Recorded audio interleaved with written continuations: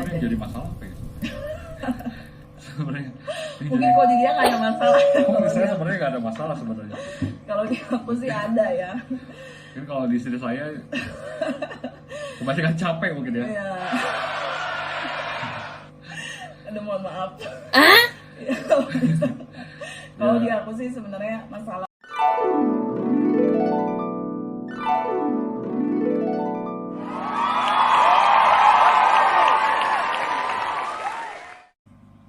Halo, selamat datang di channel After Married. Channel ini akan membahas tentang kehidupan setelah menikah, Ya. tentang relationship, tentang family, dan lain-lain. Sebelumnya kita mau perkenalan diri dulu ya. Nama saya Reni dan ini suami saya. Billy. Ya, dan hari ini kita akan membahas satu topik seru mengenai konflik setelah menikah. Ada 7 poin yang akan kita bahas. Betul banget. Dan ini berdasarkan apa yang kita alami. Selain konfliknya, kita juga akan sharing gimana sih cara-cara kita ngadepin konflik-konflik yang terjadi setelah pernikahan. Oke, langsung aja kita bahas. Oke, beberapa konflik yang sering terjadi di dalam rumah tangga yang baru menikah. Dan ini kita mau sharing nih beberapa konflik yang terjadi sepengalaman kita ya, yang terjadi di dalam rumah tangga kita di awal pernikahan. Ada 7 poin. Yang pertama itu konflik adaptasi kebiasaan. Ya, kebiasaan itu lumayan memicu konflik yang besar ya di awal-awal pernikahan kita gitu. Jadi karena yang namanya kita menikah baru, kita tinggal satu rumah, satu atap dengan orang yang baru, dengan kebiasaannya sendiri yang baru, yang belum tentu kita suka gitu. Kalau di rumah tangga kita sih, pengalaman kita tuh, kalau di aku nih ya contohnya nih, aku tuh orangnya seneng banget sama rumah yang bersih. Aku tuh kalau rumah berantakan tuh mood aku tuh langsung jelek aja istilahnya. Dan itu jadi aku notice banget kan sama kebersihan rumah. Kalau suami aku tuh nggak terlalu notice sama hal kayak begitu. Jadi dia lebih cuek lah.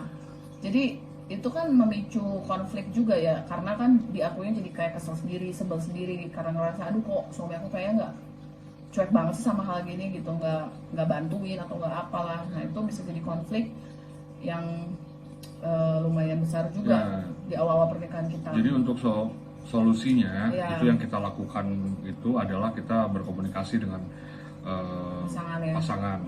Jadi kita berusaha untuk dengan baik, dengan baik. Yang pertama itu yang pastinya kita harus menerima dulu kelemahan pasangan kita. Nah yang kedua kita cari momen yang pas untuk kita bisa komunikasiin masalah ini ke pasangan. Jadi jangan sampai permasalahan itu jangan sampai dibiarkan berlarut-larut. Nah, itu pasti jadi besar ya masalah seperti itu. Jadi komunikasikan dengan baik dan terima pasangan kita apa adanya. Oke. Yang kedua tuh konflik finansial. Nah, konflik finansial itu sebenarnya bukan hanya di awal pernikahan aja. Mungkin orang yang lama menikah pun bisa mengalami konflik ini. Nah, mungkin sedang mengalami ini juga. Mungkin sekarang juga ada yang mengalami. Cuma kalau kita pribadi, memang kita mengalami di awal pernikahan itu konflik finansial lumayan berat. Karena kita memulai pernikahan itu dengan keuangan yang minus lah ya. Bisa dibilang minus.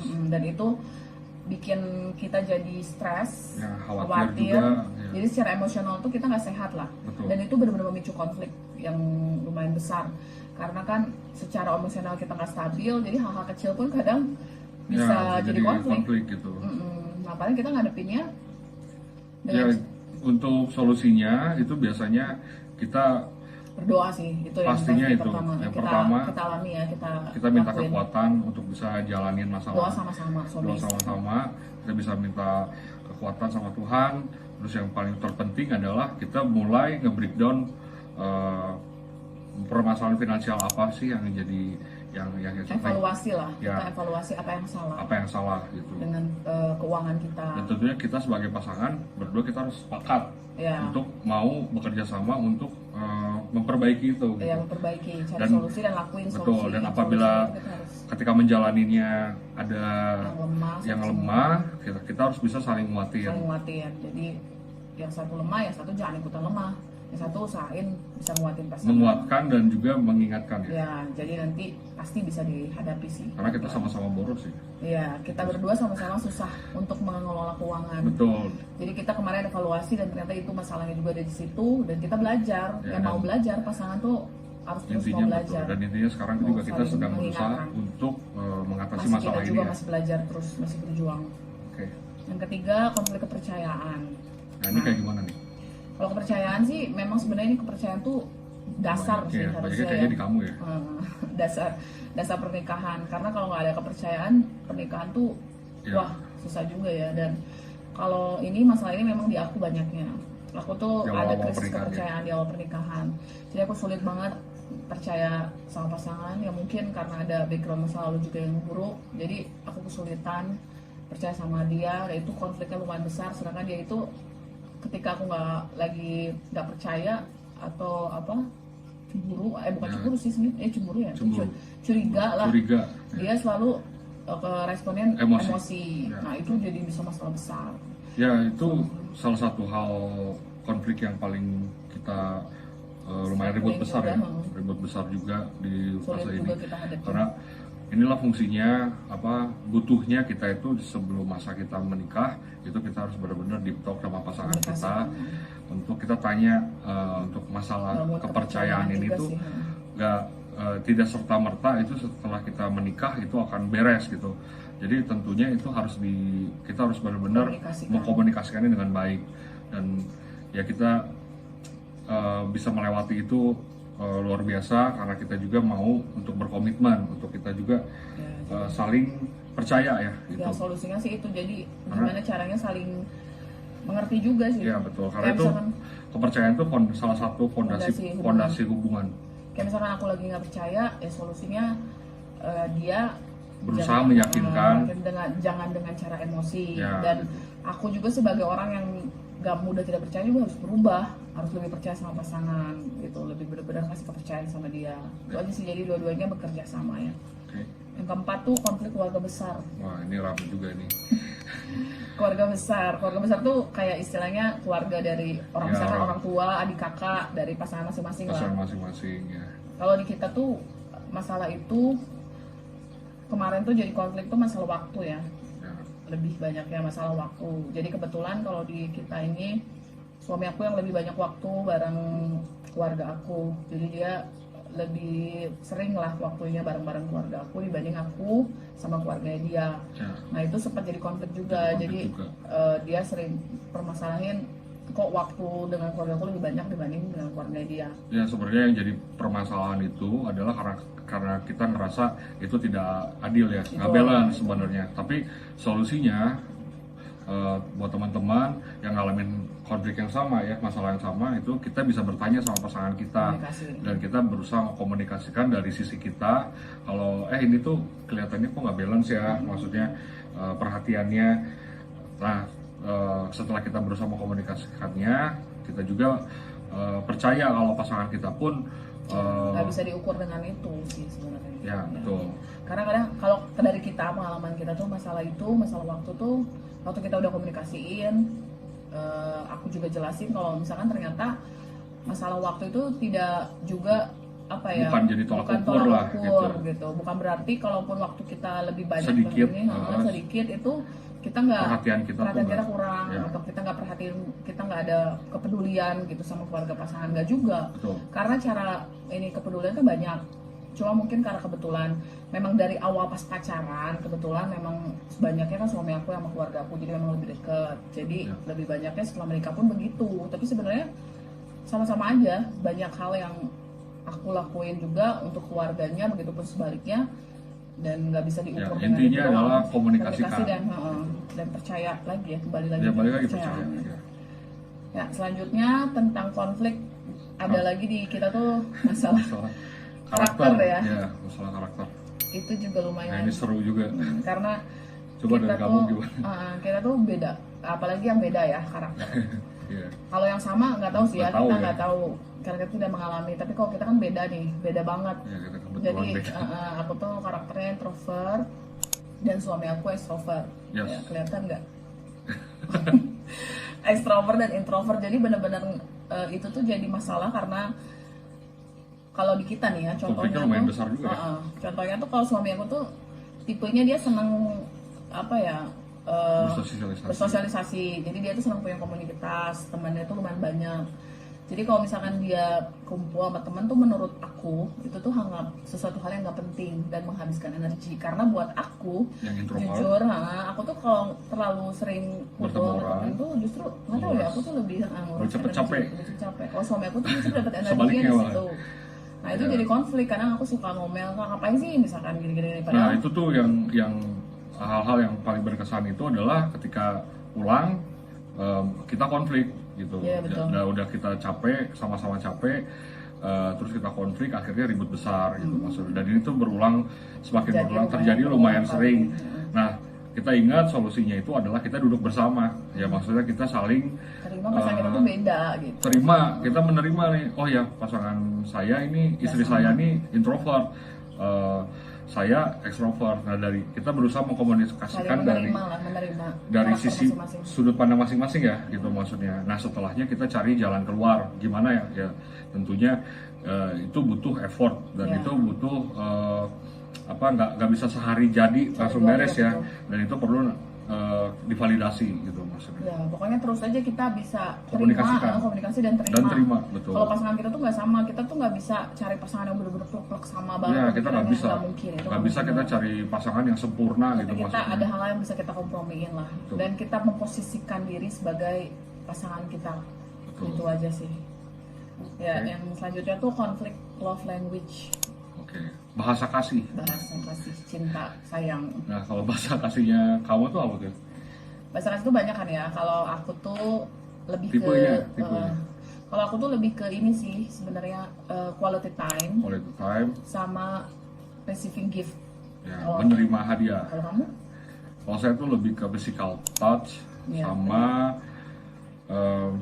acts of service ya? Ya, act of service. Yes, betul. Jadi beda kan, dari sini beda. Ya. Jadi kadang ini bisa menjadi konflik. Jadi itu bisa jadi topik yang harusnya salah paham ya. Untuk yang belum married, yang boleh tanyain ke pasangannya dulu. Yang lagi siap-siap, yang lagi siap-siap mau married, itu kalian tuh harus ngobrolin panjang juga tentang masalah ini, tentang kita masalah. Kita pikir awalnya juga itu nggak terlalu penting ya. Kita juga mikirnya ternyata itu konflik juga. Sangat-sangat bikin konflik ya, gitu maksudnya.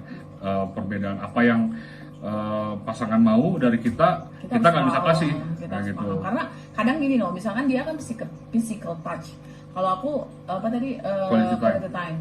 Misalkan kalau menurut dia tuh udah sayangin aku dengan dia pegang aku, peluk aku, menurut dia sayang sama aku. Tapi menurut aku ketika dia nggak bisa ngasih waktu yang cukup buat aku quality time, aku ngerasa dia nggak sayang. Kayaknya ini harus dibikin satu video karena panjang ya. Nanti kita bahas ya tentang love seru juga sih. Nah itu jadi lumayan konflik banyak juga di antara kita berdua di awal-awal. Ya. Sampai akhirnya kita ngerti, oh ternyata bener ya ada ya love language itu, dan memang kita tahu akhirnya. Dan itu penting banget ya. Kita harus tahu, itu benar-benar kita harus tahu dulu love language pasangan. Dan kita sebagai pasangan itu benar-benar ketika kita tahu love language pasangan kita, ya kita harus berusaha untuk memenuhi itu. Dan balik lagi semuanya harus dikomunikasikan ya. Kita harus bertanya, kita harus duduk bersama, kita harus nge-review cari tahu, dan kita mau berkorban untuk bisa istilahnya kita tahu nih ya. Karena dalam pernikahan tuh memang harus ada pengorbanan kan. Kita tahu pasangan nggak bisa cuma menerima doang, nggak bisa juga cuma ngasih doang, tapi kita juga saling take and give gitu. Ya. Nah ini terakhir kali yang paling sentimental, paling sensitif ya mungkin ya. Ya karena kita ngobrol ini udah ini kita after marriage kan, secara dewasa ya, sesudah menikah. Ini tentang konflik hubungan suami istri. Ya, ini juga mungkin bisa jadi masalah apa ya sebenarnya? Mungkin kalau di dia nggak ada masalah. Saya sebenarnya nggak ada masalah sebenarnya. Kalau di aku sih ada ya. Mungkin kalau di istri saya kebanyakan capek mungkin ya. Aduh mohon maaf. Kalau di aku sih sebenarnya masalahnya apa ya?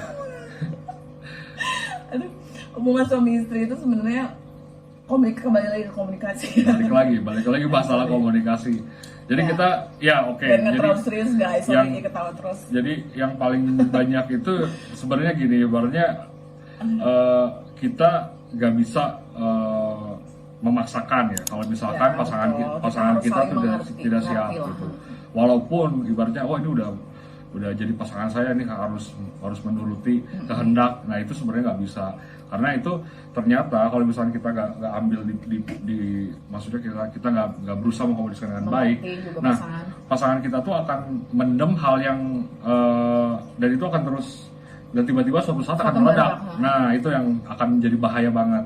Makanya frekuensi untuk berhubungan dan juga kita harus bisa membangun. Nah gitu, dan dalam, karena kita udah suami istri, otomatis kita harus tahu juga trik-triknya ya, maksudnya untuk gimana caranya kita mempleasure pasangan kita dengan baik. Nah, ya intinya komunikasi lah. Kita tanya.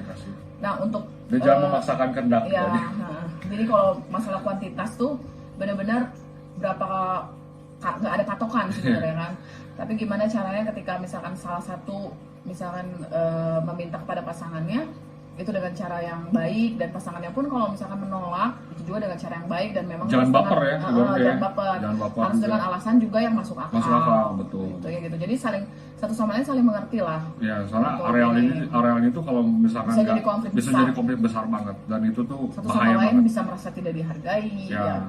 Dan itu sangat area terutama di masalah pria laki-laki ya, karena kan laki-laki itu masalah harga diri ya, masalah yang sangat private ini tuh harus bisa sangat firm ya, antara pasangan suami istri. Kalau enggak itu sangat bahaya ya. Intinya harus ada komunikasi, pengertian satu sama lain, menerima gitu satu sama lain. Oke. Kayaknya ya paling itu aja yang kita bisa share. Ada 7 semoga bermanfaat ya, 7 konflik yang kita hadapi di awal pernikahan kita. Dan sekarang kita juga masih belajar, masih proses terus, dan mudah-mudahan apa yang kita share ke teman-teman semua itu bermanfaat. Mungkin sekarang ada lagi mengalami hal yang sama, mungkin di beberapa konflik ini ada yang relate banget sama yang lagi nonton sekarang. Ya, dan boleh banget teman-teman juga bisa sharing di atau kolom ada komentar, hal lain mungkin selain 7 ini, atau bisa tanya juga ya, biasanya nanti kita bisa diskusi bareng-bareng. Ya, mungkin ada di luar yang kita udah sebutin, ada hal lain, lagi juga konflik lain yang kita nggak tahu. Kita mungkin tidak mengalami, betul. tapi atau kita belum mengalami, kita nggak tahu. Nah, bisa di share juga di kolom komentar. Dan mungkin nanti di next video kita bakal ketemu lagi dengan bahasan topik-topik yang lebih seru lagi tentang kehidupan setelah menikah.